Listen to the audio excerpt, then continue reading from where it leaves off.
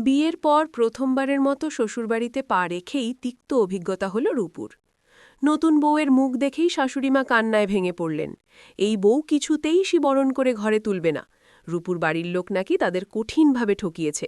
সুন্দর ছবি দেখিয়ে কালো মেয়ে তাদের ছেলের সাথে গছিয়ে দিয়েছে। অথচ রূপুর স্পষ্ট মনে আছে, ওনারা ঘটা করে একদিন সন্ধ্যায় সপরিবারে রূপুকে দেখতে গিয়েছিল। রূপুকে সামনাসামনি দেখে পছন্দ করে তবেই বিনয়ের সাথে রূপুর বিয়ে ঠিক করেছে। রূপুর ক্যামেরা ফেস সুন্দর, এতে তো আর রূপুর কোনো হাত নেই। তবে রূপুকে যে ওনারা দেখতে গিয়েছিল এই কথাটা দিব্যি অস্বীকার করে ফেলল। রূপুর নিজেকে খুব অসহায় লাগছে। সবাই খুব অদ্ভুতভাবে রূপুকে খুঁটিয়ে খুঁটিয়ে দেখছে আর ফিসফাস করে কী সব বলাবলি করছে। রূপুর ভালো লাগছে না, ইচ্ছে করছে এক ছুটে বাড়ি চলে যেতে। পাশে রূপুর বর বিনয় নেই, সে নাকি মাকে বুঝিয়ে সুঝিয়ে আনতে গেছে। এভাবে খোলা আকাশের নিচে একদল মানুষের সামনে মাথা নিচু করে বসে থাকতে ভালো লাগছে না। ভাগ্যিস মাথায় আধমাথা ঘুমটা টানা ছিল, না হলে লজ্জায় এতক্ষণে মরেই যেত রূপু। রূপুর শাশুড়িমা রূপুকে বরণ করতে এলো না, তার বদলে এলো রূপুর মাসি শাশুড়ি। ভদ্রমাইলা বরণ করে ওদের ঘরে তুলল। ঘড়িতে রাত কটা বাজে কে জানে। রূপুর খিদে পেট ফেটে যাচ্ছে। কেউ ভুলেও রূপুকে খাওয়ার কথা বলল না।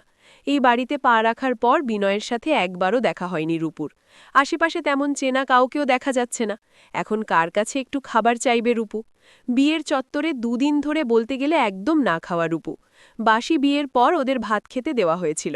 বহুদিনের চেনা ভুবন প্রিয়জন ছেড়ে আসার কষ্টে কাঁদতে কাঁদতে 2 গালের বেশি ভাত খেতেই পারল না রূপু। কে জানত এই বাড়িতে এসে ওর কপালে খাবার জুটবে না। যদি আগে থেকে জানা যেত তাহলে বাপের বাড়ি থেকে ভরপেট ভাত খেয়ে আসত রূপু। রাত 3টের সময় রূপুর শোবার ব্যবস্থা করা হলো। একটা 15 বছরের মেয়ে রূপুর সাথে শুয়েছে ঘরের মেঝেতে। খাটে 4-5 জন মহিলা আড়াআড়িভাবে শুয়েছে। রূপু তাদের কাউকেই চেনে না।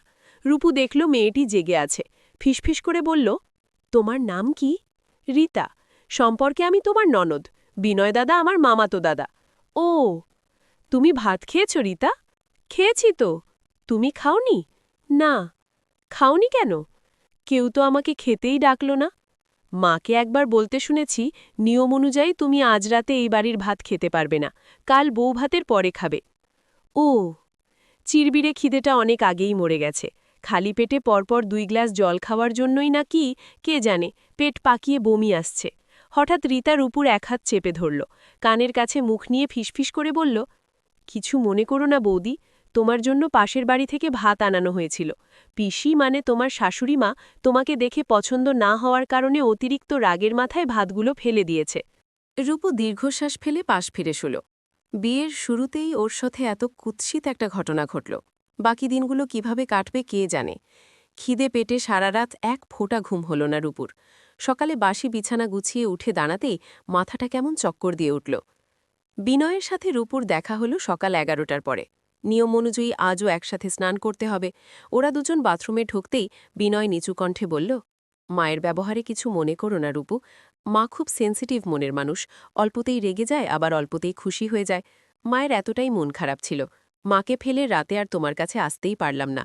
তবে মা রেগে থাকলে কি হবে, তোমার জন্য পাশের বাসা থেকে ভাত চেয়ে এনে মাসিকে দিয়ে পাঠালো। ভালো কথা, রাতে ভাত খেয়েছিলে তো? দুপুরে এত কান্নাকাটি শুরু করলে ঠিকমতো ভাত খেতেই পারলে না। রূপু দীর্ঘশ্বাস ফেলল।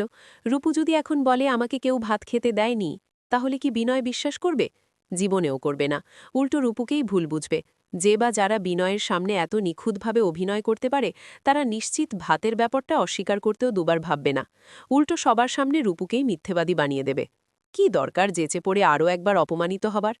স্নান করে রূপুকে পার্লারে সাজানোর জন্য পাঠালো হলো। রূপু বাড়ির গেটের সামনে এসে লাইটিং করা 3তলা বাড়িটার দিকে মাথা উঁচু করে তাকালো। এত সুন্দর করে ছিমছাম সাজানো গোছানো বাড়িটার দিকে তাকাতেই রূপুর চোখের কোণে জল এসে গেল। বাড়িটা যতটা সুন্দর, বাড়ির মানুষগুলোর ব্যবহার ততটাই কুৎসিত। খাবারের কথা মনে পড়তেই খিদে নাড়িভুড়ি উল্টে যাওয়ার জোগাড় হলো। চোখে মুখে অন্ধকার দেখছে রূপু। রাস্তায় মাথা ঘুরে পড়ে গেলে সর্বনাশ হয়ে যাবে। শক্তি দাও ঠাকুর। পার্লারে রূপুর সাথে বিনয়ের মামাতো বোনেরা এসেছে। কিছু কিনে খাওয়ার ইচ্ছে থাকলেও সাহসে জোগাল না। নতুন করে আর কোনো রকম অশান্তি চায় না রূপু।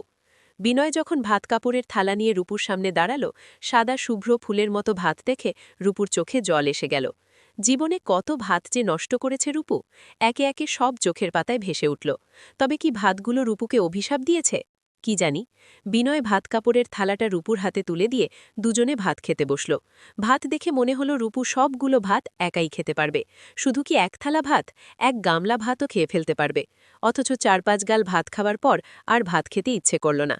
বৌভাতের অনুষ্ঠান শেষ করে রাতে ওদের শোবার ব্যবস্থা করা হলো। ঠিক তখনই বিনয়ের মা বিনয়ের এক হাত ধরে হাউমাউ করে কেঁদে ফেলল, ছেলে পর হয়ে যাওয়ার দুঃখে। এদের দুঃখ দেখে রূপুর হাসি পেয়ে গেল। কি পৃথিবীতে কি ছেলের অভাব পড়েছিল? বেছে বেছে রূপুর কপালে মা ভক্ত ছেলেই কেন জুটল? রূপু বিড়বিড় করে বলল, মা ভক্ত ছেলে যেন প্রতিটা মায়ের কোলে জন্ম নেয়, তবে এমন ছেলে যেন কোনো মেয়ের কপালে স্বামী হয়ে না জুটে। লেখাটা কোথায় যেন পড়েছিল রূপু। ফুলশয্যার ঘরে অনেক রাত পর্যন্ত রূপু একাই বসে রইল। বিনয় মাকে সান্ত্বনা দিয়ে যখন রূপুর কাছে শুতে এলো, তখন মধ্যরাত। ঘুমে রূপুর দু চোখ বুজে আসছে। বিনয় এসেই রূপুর পাশে বসে তেলতেলে হাসি দিল। রূপুর এক হাত ধরে বলল, আসলে মা আমাকে প্রচণ্ড ভালোবাসে। মায়ের ধারণা বিয়ের পর সব ছেলেই পর হয়ে যায়, মায়ের আঁচল ছেলে বউয়ের আঁচল ধরে। আমিও হয়তো মাকে কিছুতেই বুঝাতে পারছিলাম না আমি বাকি ৫টা ছেলের মতো না। তুমি সত্যিই বাকি ৫টা ছেলের মতো না, তবে মাকে শুধু শুধু কষ্ট না দিয়ে বাকি রাতটা মায়ের কাছেই থাকতে পারতে। আশ্চর্য, আমি আজকের মতো এত স্পেশাল একটা রাতে মায়ের কাছে থাকব কেন? তুমি কি কোনো কারণে আমার ওপরে রেগে আছো রূপু? রূপু হাসল, বলল, এত সহজে রাগ করা আমার ধাতে নেই। আমি যদি তোমার মায়ের মতো হুটহাট রাগ করতাম, তোমার কিন্তু বড্ড যন্ত্রণা হয়ে যেত।